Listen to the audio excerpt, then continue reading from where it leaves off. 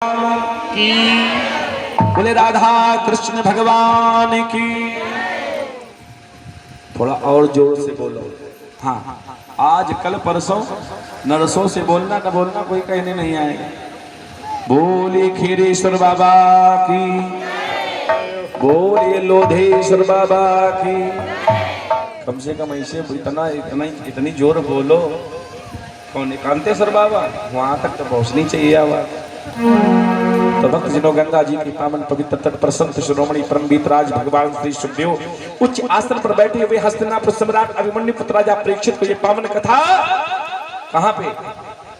हरिद्वार क्षेत्र में गंगा द्वार समीप तट आनंद नामकम हरिद्वार क्षेत्र में आनंद नाम के घाट पर गंगा जी के पावन पवित्र तट पर ये पावन कथा सुना रहे हैं। राजन, अष्टम स्कंद में प्रमुख दो कथाएं हैं। पहली गजेंद्र मोक्ष, दूसरी समुद्र मंथन। ध्यान से सुनना। सुखदेव जी कहते हैं, राजन, त्रिकूट नाम के पर्वत पर एक गजेंद्र नाम का हाथी रहता था। कौन था? अपने परिवार के समेत। एक भी कथा ऐसी नहीं है जो मानव जीवन से अलग हो। सारी कथाएं जीवन पर आधारित हैं। थोड़ा ध्यान से समझना भक्तजनों। गजेंद्र बड़े परिश्रम के साथ दिन रात एक करके अपने परिवार का पालन पोषण करता हुआ जीवन व्यतीत कर रहा था। एक दिन प्यास लगी, पानी कहीं नहीं मिला, तो जल पीने के भाव से परिवार को लिया, जल की खोज में निकला और कहाँ आया? एक सरोवर के पास। जल देखा, प्रसन्न हो गया। पहले परिवार को पानी पिलाया, फिर बाद में स्वयं और फिर अपने पत्नी के समेत उसमें क्रीड़ा करने लगा, स्नान करने लगा। इतने में भैया उसी सरोवर में एक मगर रहता था। क्या रहता था? ध्यान से सुनना। ये हाथी कौन है? हाथी जीव मात्र, हम लोगों की तुलना गज मात्र, जीव मात्र हाथी, यानी हम लोगों की तुलना हाथी से की गई। क्यों? हाथी में भी दो कमियां होती, हम लोगों में भी दो कमी है। अच्छा, मान लिया आप कमी बताएंगे। गज माने ग्राम, यानी हाँ, गजेंद्र माने हाथी, तो फिर सरोवर माने? बोले संसार ही तो सरोवर है, ये संसार सरोवर है। ध्यान से सुनना। फिर गिरा मगर कौन है? बोले काल ही मगर है। ध्यान से सुनना। हम लोगों की तुलना हाथी से क्यों की गई? भक्तजनों ध्यान से सुनना। हाथी में दो कमियां, हम में भी तो दो कमी है। पहली कमी हाथी में क्या है? पहले तो हाथी स्नान करता और फिर बाद में स्नान करने के बाद में अपनी ही सूंड से अपने ऊपर धूल डालता कि नहीं डालता? हाँ। और इसके बाद दूसरी कमी, हाथी ताकतवर तो बहुत होता है, लेकिन उसे अपने बल का ज्ञान। अब ध्यान से सुनना। हम लोगों में भी दो कमियां हैं। यहाँ बैठे हो सब लोग। बही सत्संग की गंगा, अरे मन चल नहा आमे, बुझी जो जोत जीवन की, उसे फिर से जला आवे। यहाँ बड़ा ज्ञान अद्भुत प्रकट है। हाँ, भगवान ही सत्य, बिना भगवान की भजन के जीवन का कोई महत्व, इस जीवन का कल्याण नहीं है। और जैसे घर पहुंचेंगे सारा ज्ञान एक कोने। जैसे पुत्र ने कहा, मम्मी जी, हाँ, फिर संसार के प्रपंच में दो ही स्थान ऐसे जहां पर जाने से प्राणी को अद्भुत ज्ञान की प्राप्ति होती है। वैराग्य उत्पन्न होता है कि यार यह संसार जगत सब सपना, सुधारा कोई नहीं अपना, उमा कहूं मैं अनुभव अपना, सत हरि भजन जगत सब सपना। एक तो कथा पांडाल, दूसरा जब जीव सो यात्रा में शमशान पहुंचता, जब चिता जलती देखता है तो बड़ा अद्भुत ज्ञान होता है कि यार एक दिन ऐसे ही इसी प्रकार हमको भी संसार वाले जला के चले जाएंगे, भी समय है। क्योंकि मृत्यु सबकी सत्य है। मृत्यु को संवारने की कोशिश करनी, मृत्यु से बचना नहीं। कोई बच पाया अभी तक? हाँ, बच्चा विद्यालय जाने से कौन डरता है? विद्यालय जाने से बच्चा कौन डरता है? हाँ, जिसका होमवर्क पूरा नहीं, तो फिर वो कहेगा ये है वो है, नाना प्रकार की बातें। और मरने से भी वही डरता है जिसका हिसाब किताब सही। हाँ, अपने आप से अपने को कौन दूसरा ज्यादा जान सकता है? क्योंकि अब आ रहा समय एक एक का हिसाब देना पड़ेगा। इसलिए ना मुक्ति ना मोक्ष की व्यवस्था कम से कम ऐसे कर्म तो करते चलो कि दोबारा मानव जीवन तो मिल जाए। हैं प्रभु के सामने खड़े होकर के दो बातें तो हम प्रभु से कर ले, कुछ प्रार्थना तो कर ले। क्यों दुनिया वालों की नजरों में आप धूल झोंक सकते हैं, लेकिन परमात्मा की नजरों से बच पाना, एक एक की उससे खबर रहती कब क्या तेरे मन में चल रहा है। और जानते हो हिसाब आपे को जो जैसा करता उसी को देना पड़ता है। इसलिए दुनिया से डरो ना डरो, लेकिन भगवान से तो कम से कम भक्तजनों मृत्यु को मोक्ष यात्रा में परिवर्तित करने का प्रयास करना चाहिए। ध्यान से सुनना, तो बड़ा ज्ञान होता हो जैसे आता है घर में, एक दो दिन तक वो ज्ञान चलता है, और जैसे 2-4 दिन हुए फिर घर में वही काम है, बच्चों के साथ परिवार के साथ। और भैया जब रहने लगा तो फिर भैया वो माया ने, प्रभु की माया इतनी प्रबल है, वो फिर ज्ञान विस्मरण हो गया, विस्मरणम। तो भक्तजनों ऐसा है, जीव मात्र हाथी की तरह, चेतन अमल सहज सुखराशि, ईश्वर अंश जीव। फिर कहाँ चेतन अमल है, हाँ सहज सुखराशि कहाँ गया। तो भक्तजनों और संसार ही सरोवर है। ध्यान से सुनना, हाथी जब पहुंचा जल पीने पहले परिवार को पिलाया, इसके बाद स्वयं फिर स्नान करने लगा। मगर ने पकड़ लिया।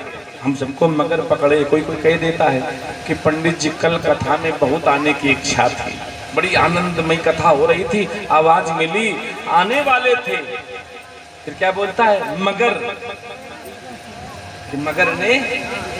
मगर नहीं आ पाए क्योंकि मगर ने पकड़े लिया। वो मगर पकड़े बैठा, वो जाने नहीं आने नहीं देता, कथा के नाम पर बिल्कुल पकड़े बैठा घर में।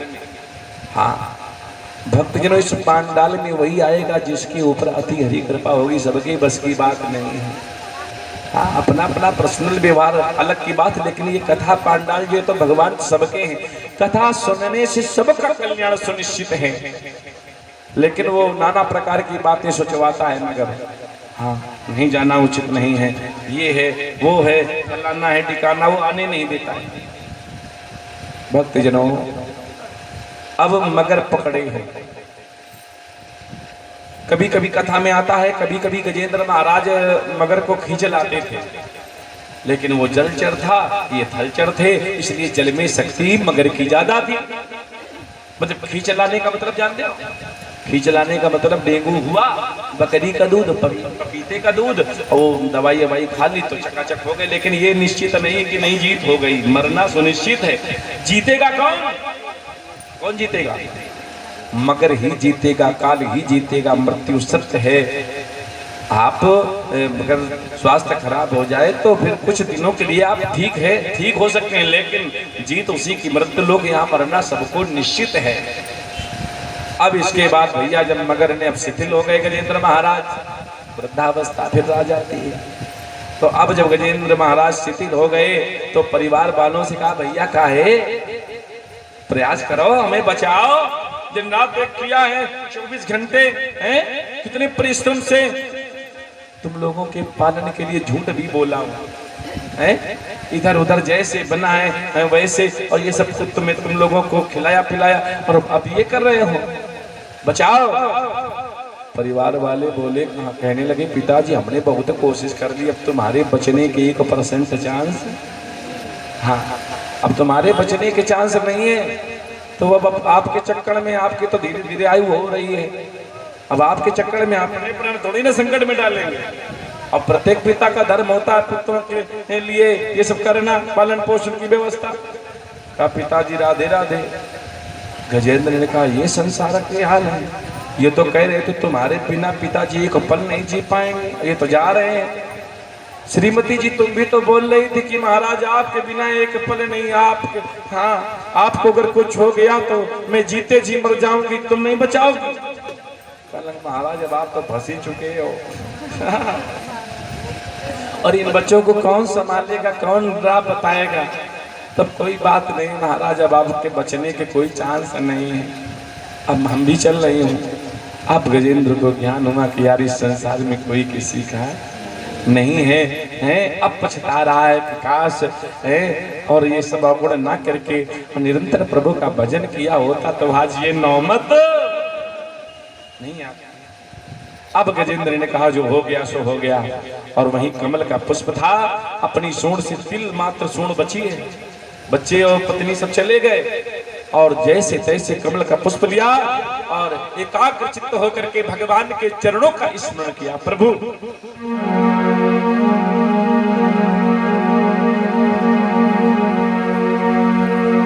नमः पंकजनाभाय, प्रभु आपके नाभि से कमल, कमल से आदिपति प्रजापति ब्रह्मा जी का जन्म। नमः पंकजनाभाय नमः पंकजमालिने नमः पंकजनेत्राय नमस्ते पंकजांग्रे। आपकी नाभि से कमल, कमल से आदिपति प्रजापति ब्रह्मा जी का जन्म। कमल की माला ग्रहण करने वाले कमल के सदस्य आपके नेत्र कमल के समान आपके चरण चिन्ह।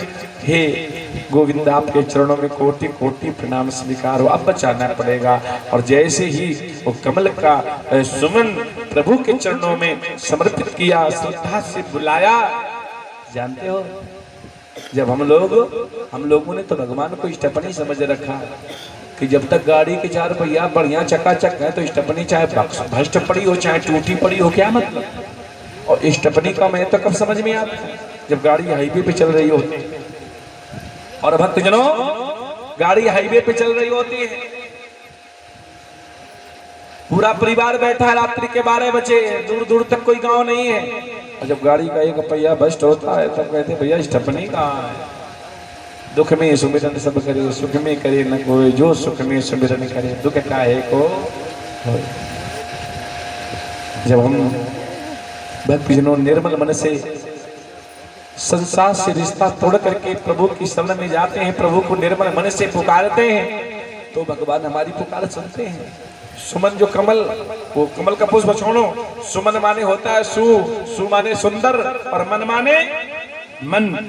जब हम लोग सुंदर मन से निर्मल मन से प्रभु का ध्यान करते हैं, करो जगदीश का सुमिरन भरोसा राख कर मन में, क्योंकि वो परमानंद वो ब्रह्मानंद है, सबका सभी से उसकी यारी है।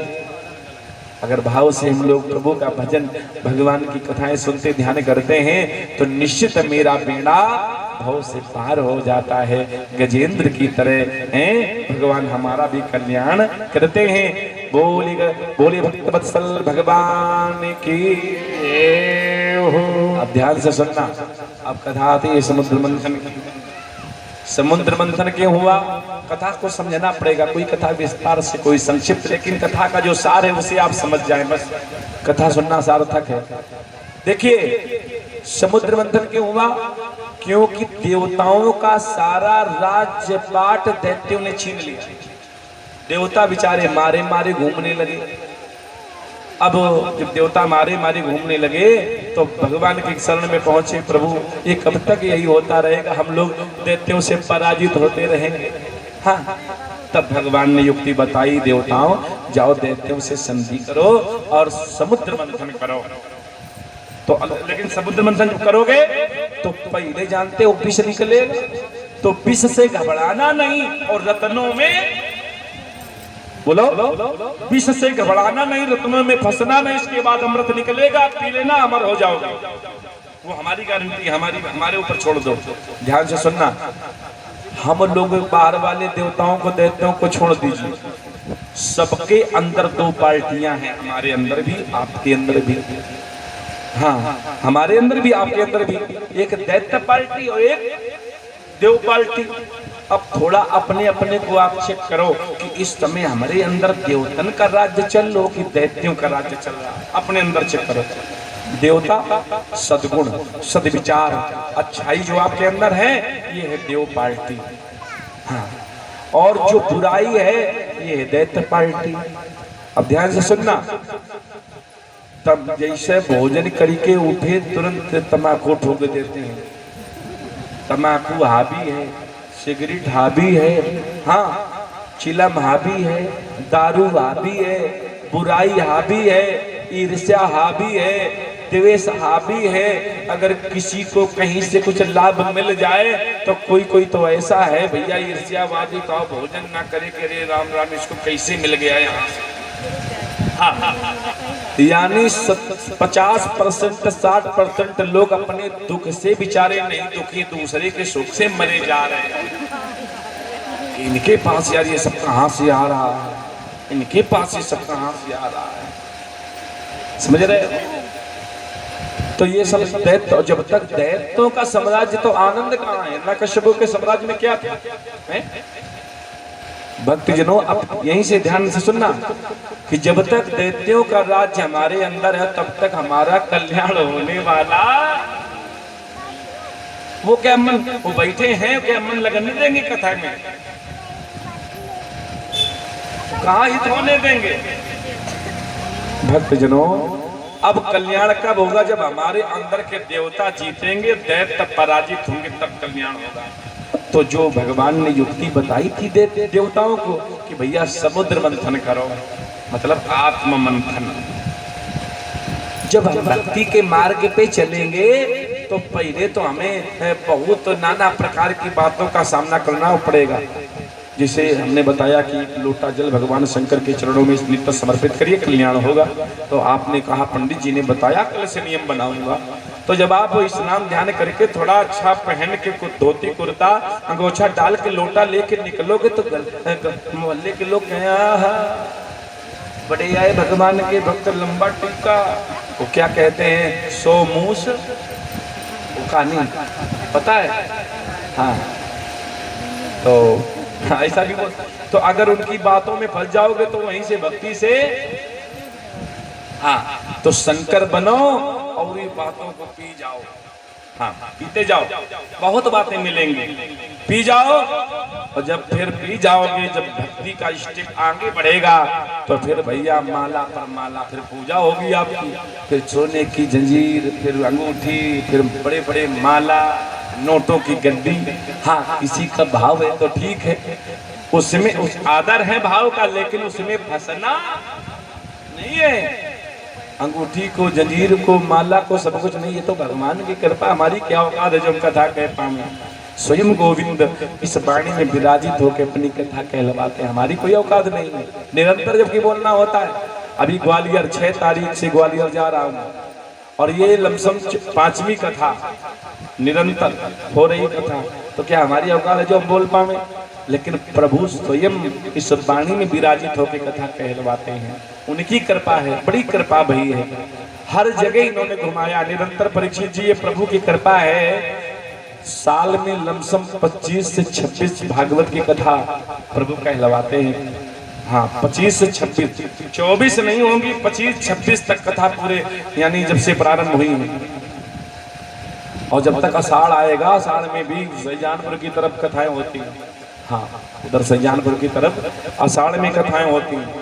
तो लमसम आषाढ़ तक, भादों में अगर हो जाता है तो फिर जन्माष्टमी के उपलक्ष्य में भागवत हो जाती है। पूरा साल बोलना होता है इनकी कृपा से। हाँ भगवान की कृपा से। तो भक्तजनों हमारी क्या औकात है जो हम बोल पाए? और हर जगह इन्होंने, जौनपुर, राजस्थान, भोपाल, इंदौर, हर जगह इन्होंने 1-1, 2-2 कथाएं प्रतिवर्ष होती हैं। तो ये प्रभु की कृपा, हम कहे नहीं, हम बोल रहे हैं, हमारी यार क्या औकात है? हाँ उनकी कृपा से सब हो रहा है। अब हम समझे कि नहीं, हम अब अगर उनके साथ धोखा होगा तो प्यारे नरक में भी जगह मिलेगी क्या? ना कुछ को, अज्ञानी को प्रभु ने इतना बड़ा ऊंचा स्थान दे दिया। अगर अब धोखा होगा तो फिर प्यारे हैं लोग भगवान को दोष देते हैं, प्रभु ये क्या करे। नहीं, कर्म करते समय हम लोग विचार नहीं करते, खाओ पियो मौज करो, होगा सो देखा। और जब हमारे ही द्वारा कर्म किए गए फलीभूत होकर के हमारा प्रारब्ध बन करके जब हमारे सामने आते हैं तो हम लोग दोष भगवान को देते हैं कि प्रभु ये क्या कर रहे हो। अरे नहीं, किसान वही चालाक है परीक्षित जी, बीज बोते समय विचार कर ले किसकी फसल अच्छी रहेगी। अब वो विचार करे दानी, अब की बात तो कहे दानी जिनकी कट गई तो पानी भी बहुत बरसा। हाँ तो भैया, लेकिन वही यही सोई जो राम रचिरा का को कर को बढ़ावे शाखा। वो जो करते हैं अच्छा कर, इसमें भी भलाई होगी पक्का है। वो क्या कहते हैं कहावत कि भाग्यशाली के, बोलो करो यार परीक्षित जी, भाग्यशाली के माल पर। हाँ ऐसा भी तो है। तो शायद इसी बहाने कोई एलनी कोई अलग करनी हो है, इसमें भी तो अच्छाई होती है। तो भगवान जो करते हैं सो अच्छे करते हैं। तो अब सोचे किसान यार ये वाला नहीं वो वाला बीजा लाए होते तो ज्यादा बढ़िया रहता। क्या सोचने से कोई फायदा है? जो बो चुके हो वही काटने को, बोया पेड़ बबूल का आम कहाँ से। अगर पाप रूपी बीज बोया है प्यारे तो ना चाहते हुए आपको दुख रूपी फसल काटनी पड़ेगी। अगर सुकृत रूपी पुण्य रूपी बीज बोया है तो ना चाहते हुए सुख रूपी फसल, चाहे जंगल में जाके बैठ जाओ वहां भी आपको सुख मिलेगा। इसलिए कर्म करने से पहले विचार करो जो हम करने जा रहे हैं इसका फल कोई और नहीं भोगेगा। अगर विद्यार्थी बचपन में गलती करता है, अपने साथ धोखा, घर से तो माता पिता बेचारे भेज देते हैं, माता जी ने ताजा भोजन पर पिताजी दिन रात मेहनत कर रहे हैं मेरा बच्चा पढ़ जाए। अगर बच्चा लापरवाही कर रहा है तो बाद में किसे भोगना पड़ता है? हाँ, कर्म पे हाथ रख करके रोता है। वो जो समय व्यर्थ निकाला कौन भोगेगा? तुम ही भोगो। पिताजी को इतना जरूर होता है, नाम रोशन होता है थोड़ा, और बुढ़ापे में सहारा मिल जाता है। बाकी जो विद्यार्थी अपने साथ करता है धोखेबाजी उसी को भोगना पड़ता है। हाँ, जो शिक्षा के साथ लापरवाही फिर बाद में भैया मामला बिगड़ जाता है। बिना पढ़े नर, हाँ थोड़ा थोड़ा आप लोग भी समझते चलो। हाँ तो आइए कथा के प्रसंग में भक्तजनों, जो जैसा करता है उसे भोगना पड़ता है, भरना पड़ता है।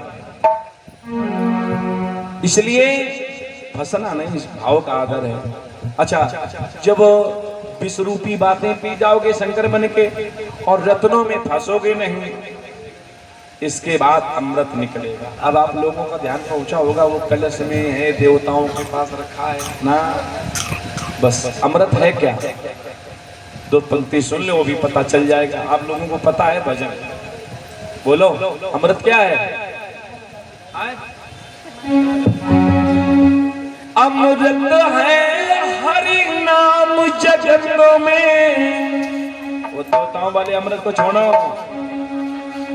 इसे छोड़ विषय विष पीना। जय हो। हरि नाम नहीं तो जीना,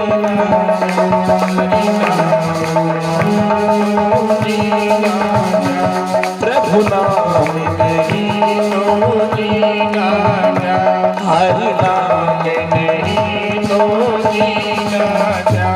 प्यारे काल सदा अंग में रसी डोले, ना जाने कब सिर चढ़ बोले। काल सदा अपने रसी डोले, ना जाने कब सिर चढ़ बोले। इसलिए हरि का नाम जपो है वासर, हरि का नाम जपो है वासर, हरि का नाम जपो निशिवासर। सोमवार को किसकी पूजा होती है? किसकी होती? और इसके मंगल को इतने लड्डू चढ़ते हैं हनुमान जी के ऊपर कि खाते खाते जी भर जाता हनुमान जी का। और बुधवार को बेचारे बैठे रहते हैं, कोई एक लड्डू चढ़ा जाए। बुधवार को क्या हनुमान जी मंदिर छोड़ के चले जाते हैं? हम लोग तो बटी चुके, हम लोगों ने भगवान को भी बांट रखा। सोमवार को भोले बाबा, मंगल को नहीं। जो मंगल को है वही बुध को भी मिलेंगे।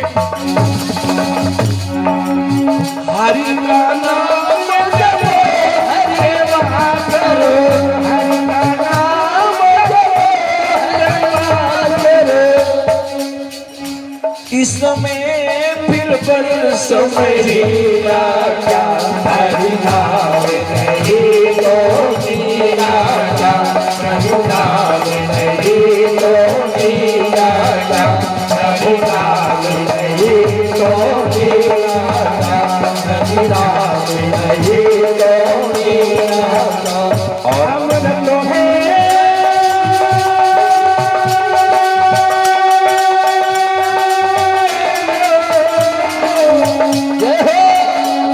अमृत है हरि नाम जगत में, इसे छोड़ विषय दीनाता।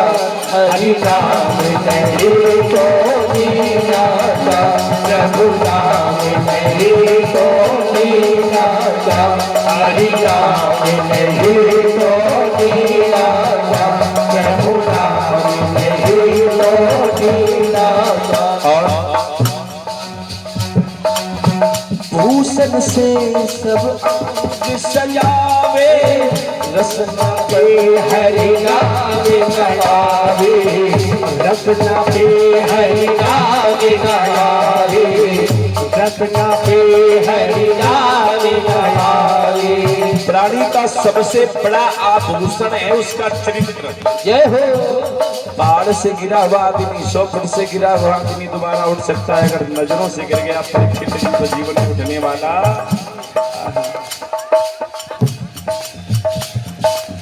सोने से महिमा नहीं है,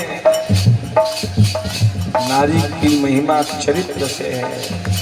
कथा अनसुईया माता की आती है, कथा नंगे पैर राम जी के साथ वन के लिए चली, साथ में कथा सीता माता की आती है,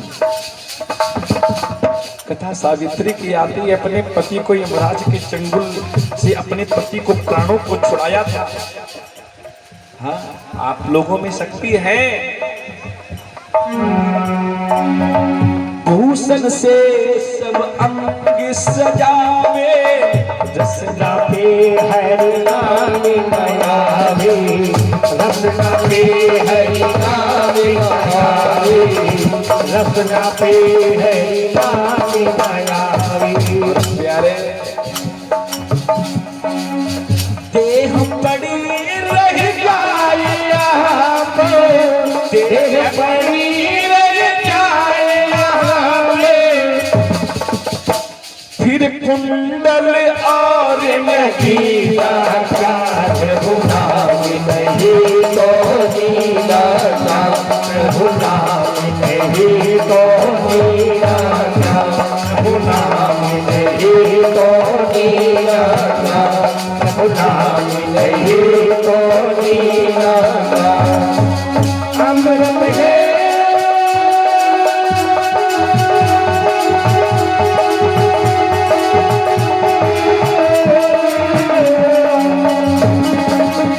अमृत है हरि नाम जगत में, इसे छोड़ विषय कोई आता।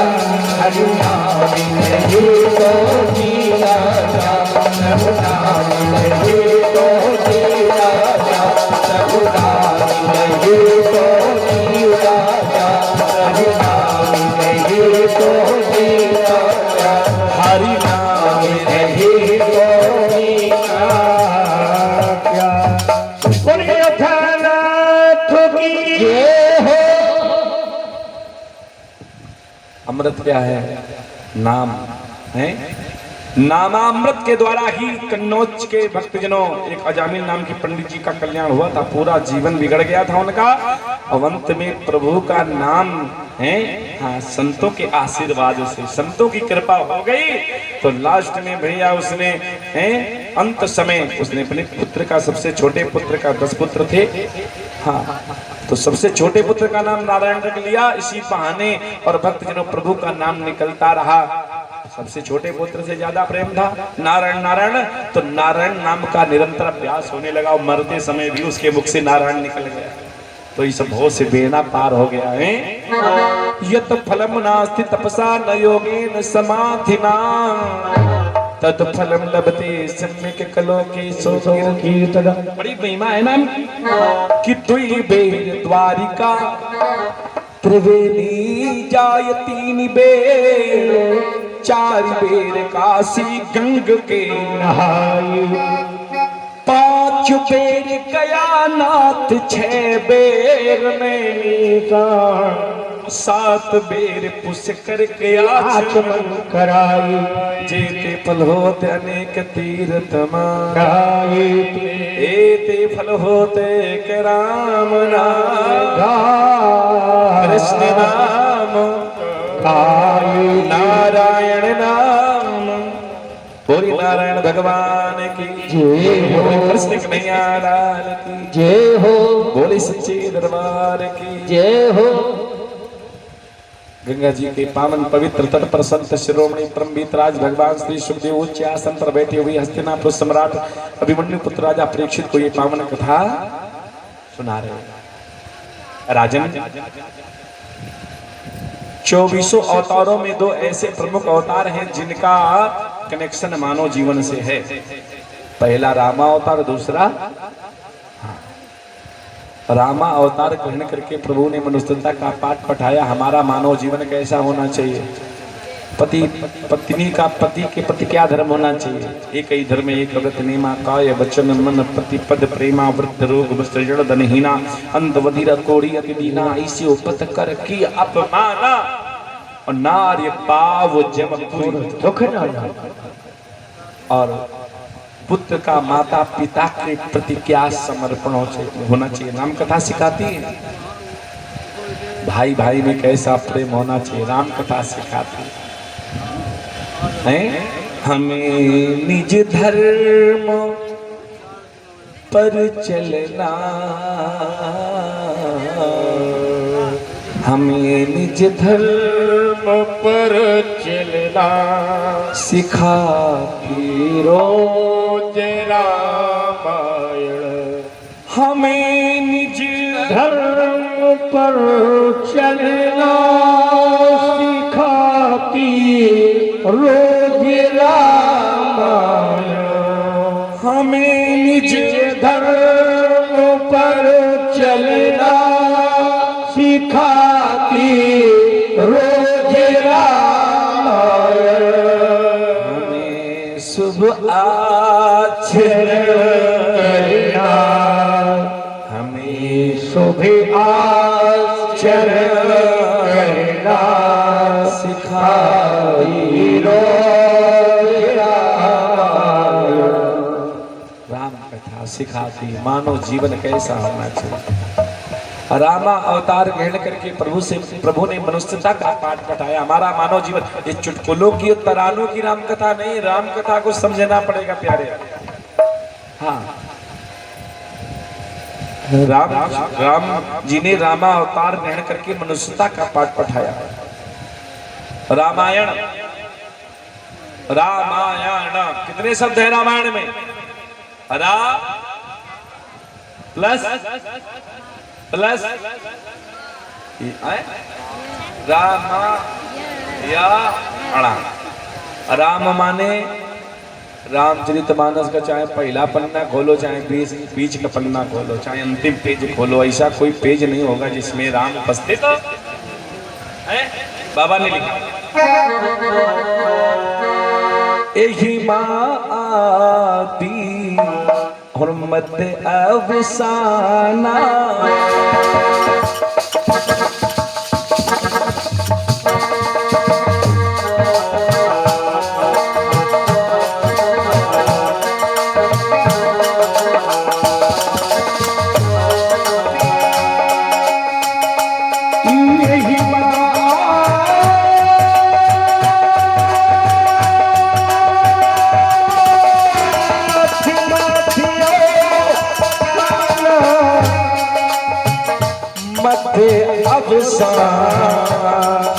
अच्छा, और कहते हैं राधे स्वामी पूज्यपाद तुलसीदास बाबा ये हो प्रभु प्रतिपाद राम भगवान, प्रभु प्रतिपाद राम भगवान, प्रभु प्रतिपाद राम भगवान।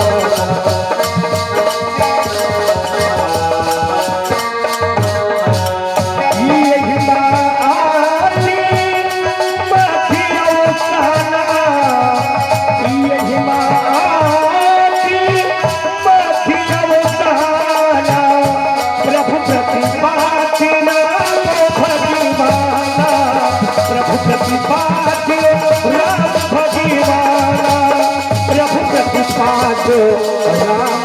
भाग्यवान।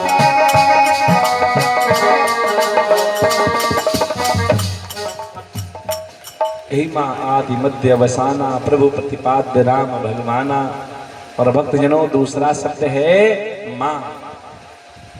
इसमें माँ जानकी की कथा है, माँ अनसुईया की कथा, माताओं से परिपूर्ण है ये कथा।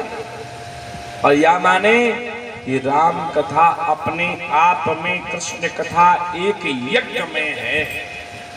और भगवान ने भी तो बहुत से यज्ञ किए कि नहीं किए परीक्षित जी? बहुत से यज्ञ किए प्रभु ने और भक्ति प्राप्ति बहुत से यज्ञ किए प्रभु ने। और भक्तजनों जो कि मनुष्यता का पाठ उठाया, मर्यादा पुरुषोत्तम थे प्रभु। यानी ऐसा कभी कुछ नहीं किया प्रभु ने जिससे ये जानकारी हो जाए कि भगवान है। हाँ, कृष्ण ने छुपाया नहीं, राम ने बताया नहीं। राम कृष्ण दो वीर कहीं अंतर नहीं निमेश है। अंतर कितना? उनके नयन गंभीर हैं, इनके चप्पल किसी, बस इतना अंतर है। दोनों 16 कलाओं से प्रकट हुए। तो भक्तजनों अणा शब्द जो है ये रावण से लिया गया है, अणा वाला। हाँ, एक लख पूत सवा लख, यानी हमें रावण के पद चिन्हों पर नहीं, एक बार कुबेर पर धावा पुष्प जान जी, छीन लई आवा, लूट लई आवा, उठा लई आवा। ये नहीं, ये करोगे तो फिर एक लख पूत सवा लख नाती। हम नहीं लिखा है इसे। हमें तो राम जी के पद चिन्हों पर चलना है, जो बताया है प्रभु ने वो करना है, तब कल्याण होगा। भक्तजनों 7 कांड है। कितने कांड है? 7 तो है परीक्षित जी। तो ये 7 कांड नहीं, 7 सीढ़ियां हैं। एहि मारुचिर सप्त सोपाना, ये 7 सोपान, ये 7 सीढ़ियां। परीक्षित जी सीढ़ियां क्यों बनाई जाती हैं? ऊपर जाने के लिए। ये सीढ़ियां कहाँ पहुंचा? जब इस सीढ़ियों पर चढ़ोगे तो किसकी प्राप्ति होगी? बोले एहिमा, हाँ, ये सप्त सोपाना, एहिमा रुचिर सप्त सोपाना और रघुपति भगति केर पधारा। रघुपति भगति 7वीं सीढ़ी पर राम सीता की प्राप्ति होगी। लेकिन 7वीं तक अगर पहुंचना है तो पहली सीढ़ी का आश्रय लेना, पहली सीढ़ी का आश्रय लेना जरूरी है कि नहीं है? भक्तजनों यही माँ रुचिर सत्य सोपाना रघुपति भगत केर बंधाना। पहली सीढ़ी का आश्रय लेना जरूरी। पहली सीढ़ी का नाम क्या है? पहले कांड का नाम क्या है? बालकांड। वाह, बालकांड वैसे तो 9 दिनों तक नहीं पूर्ण होगा। हाँ, बड़ी महिमा है कथाओं की। अरे कथा क्या कौन कह सकता है? आवाहनम न जानामि विसर्जनम पूजाम चैव न जानामि क्षम्यताम परमेश्वर मंत्रहीनम क्रियाहीनम भक्तिहीनम श्रीस्वयं पूजितम मया देवो परिपूर्णम तदस्तु। कौन क्या कर सकता है? नियम नहीं कोई कर सकता है। जो नियम है, नियम नहीं कोई कर सकता है। यथा शक्ति यथा भक्ति यथा उपलब्ध सामग्री द्वारा यथा ज्ञान द्वारा जैसा कुछ प्रभु आपके चरणों में हम कर पा रहे हैं स्वीकार हो। अगर हम लोगों से कोई त्रुटि या अपराध तो क्षमा करना, अपना बालक जाने। तो भक्तजनों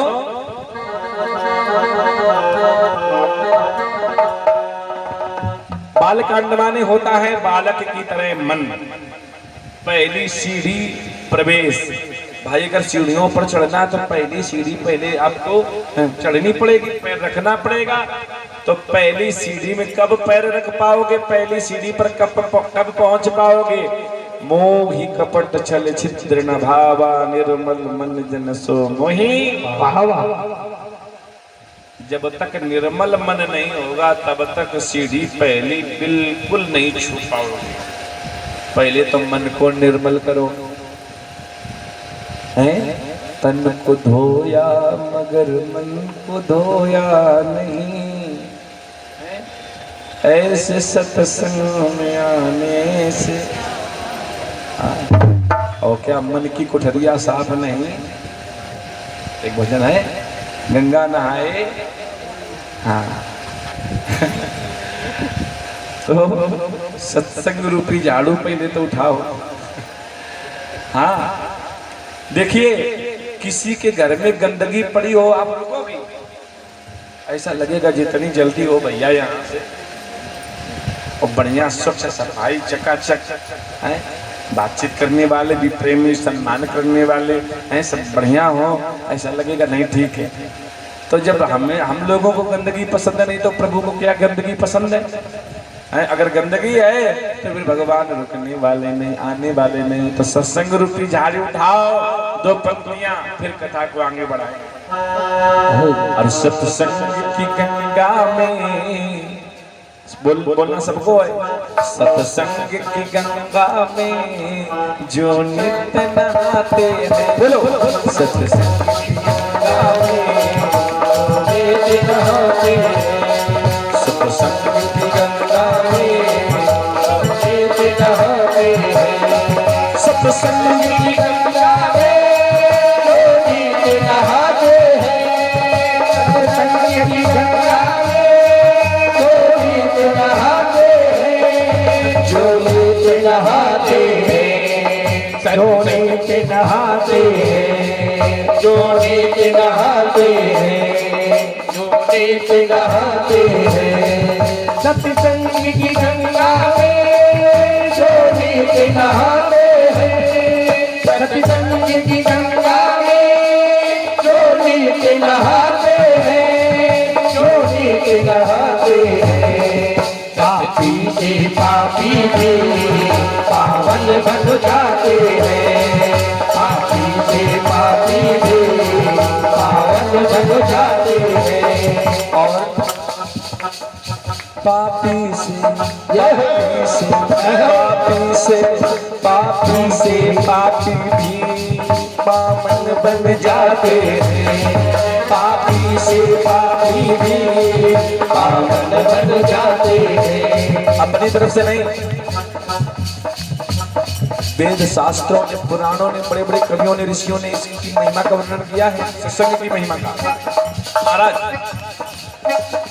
ऋषियों और मुनियों ने क्या बात बताई है, ऋषियों और मुनियों ने क्या बात बताई है, ऋषियों और मुनियों ने क्या बात बताई है, क्या बात बताई है? ये हो बताया है।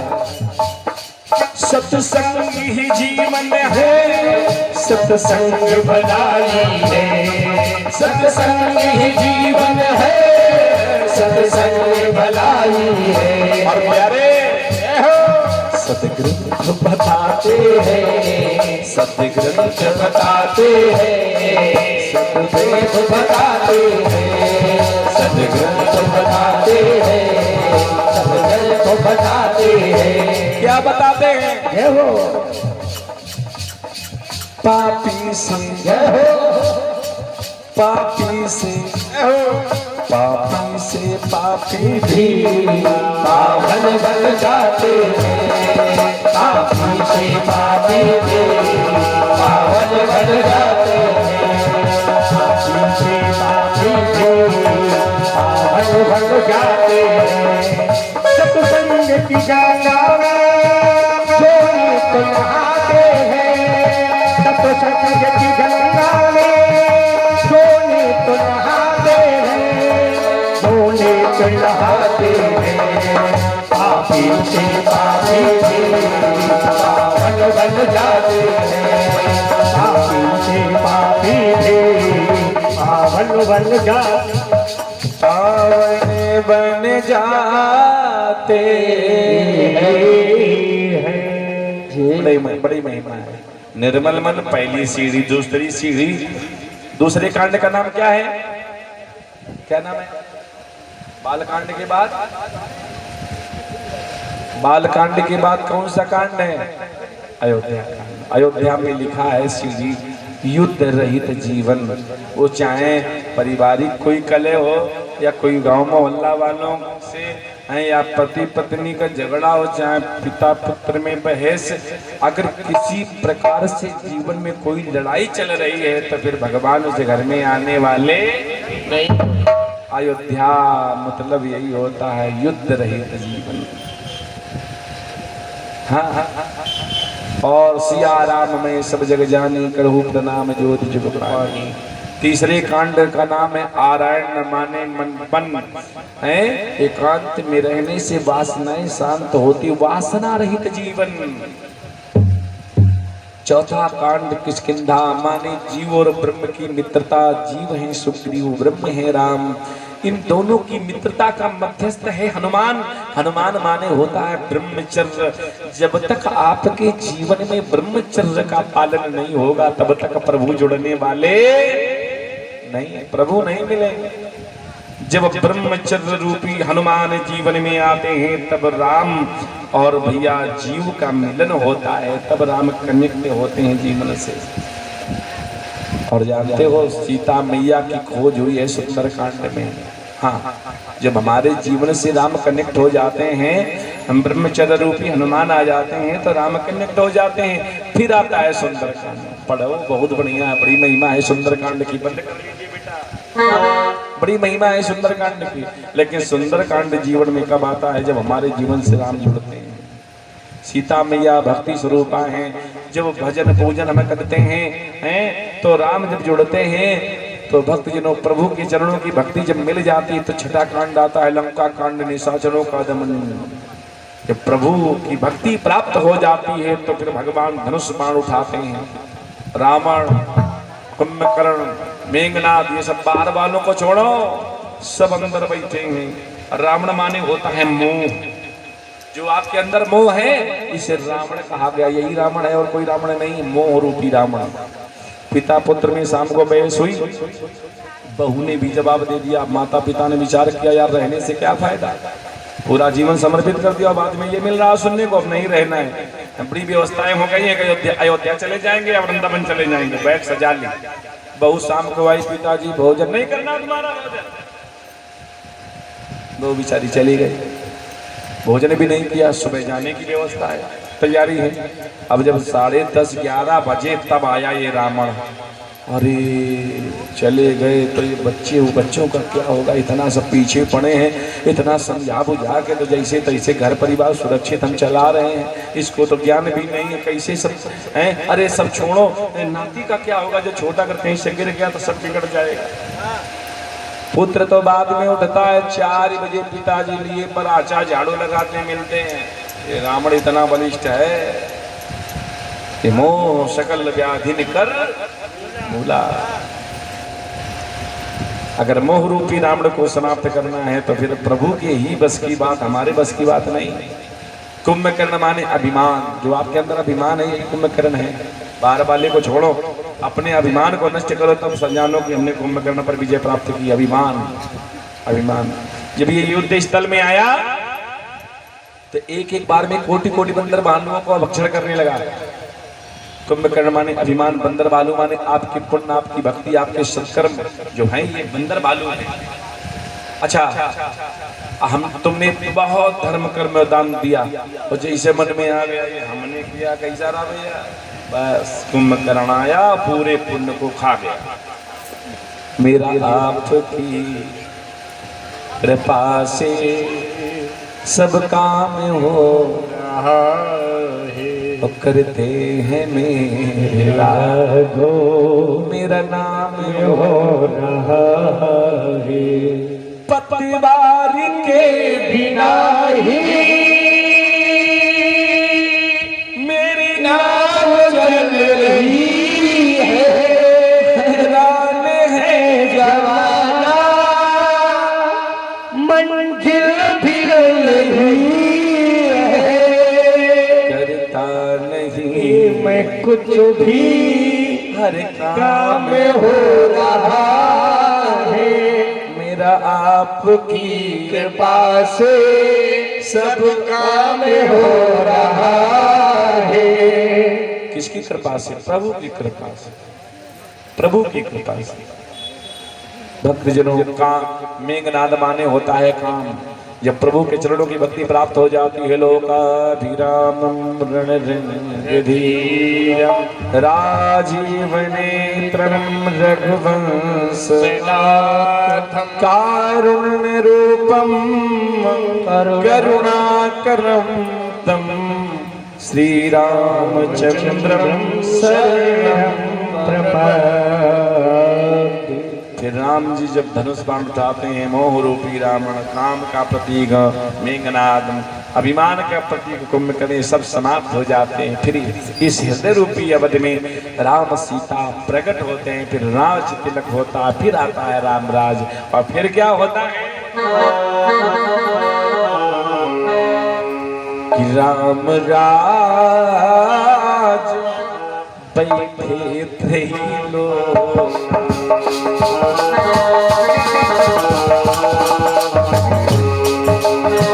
हर्षित भय गए सब शोक, हर्षित भय गए दैहिक दैव्य।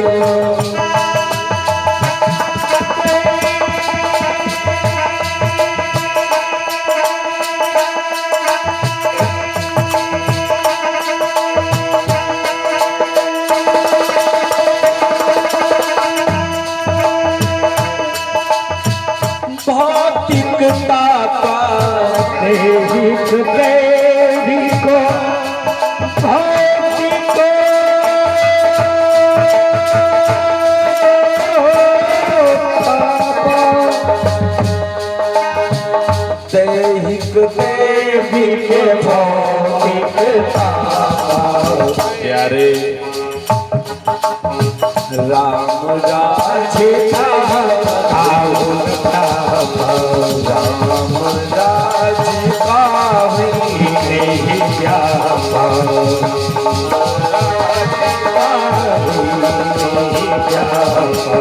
ये हो।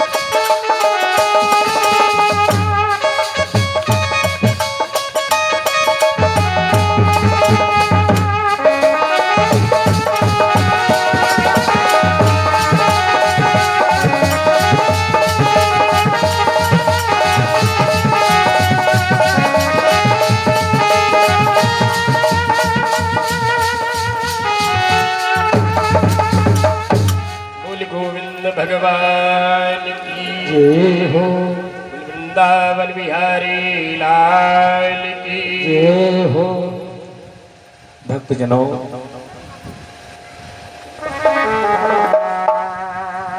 राजा परीक्षित हाथ जोड़ करके और भगवान श्री सुखदेव जी के चरणों में निवेदन करने लगे, प्रभु आपने प्रभु के भक्तों की कहानी सुनाई, कथाएं सुनाई, बड़ा आनंद आया।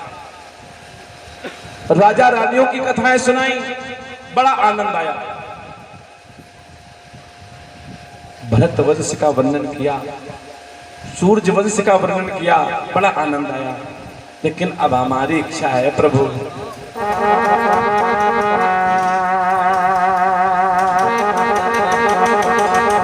क्या इच्छा है कि एवं